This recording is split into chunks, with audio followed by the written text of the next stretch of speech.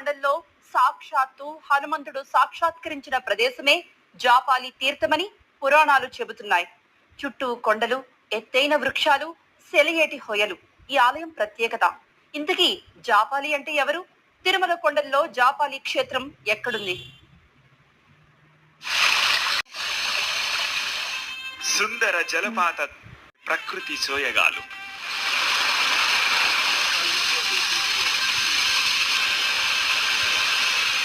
వానరాల అల్లర్లు,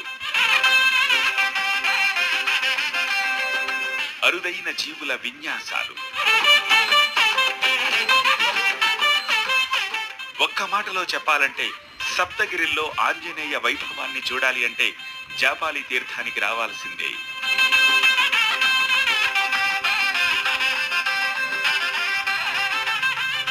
ప్రకృతి